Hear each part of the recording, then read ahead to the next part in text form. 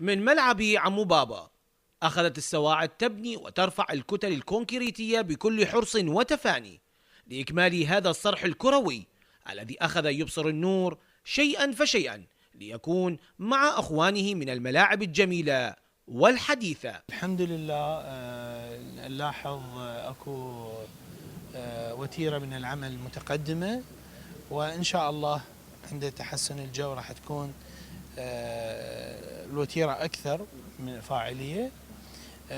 هذا الملعب شهد يعني تلكؤا كبيرا و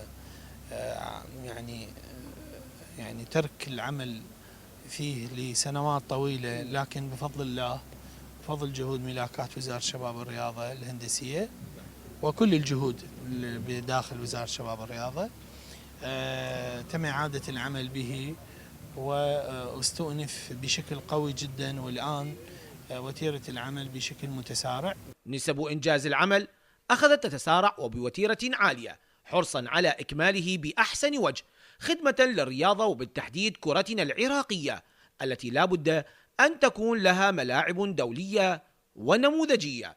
الآن بلشنا مثل ما تشوف أنت بالمنطقة الفي آي بي. منطقة الفي آي بي بلشنا بصب الطوابق، صبينا سقف القبو والطابق الأول، وهسه إن شاء الله صاعدين على الطابق الثاني.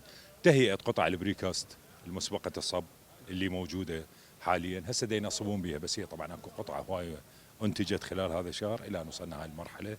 عندنا بالفندق سوينا الطابق، صبينا أعمدة الطابق الأول والطابق الأول، وبالسياج أيضا ماشيين، وراح نفتح إن شاء الله هناك عمل بلشنا به بالسياج المقابل، إضافة إلى ملاعب التدريب.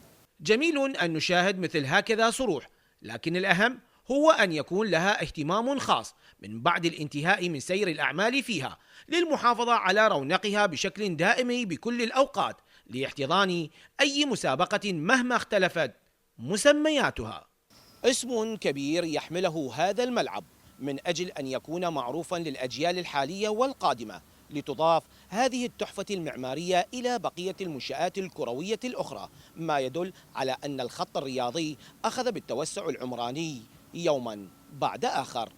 زيد غالب، العراقية الرياضية، بغداد.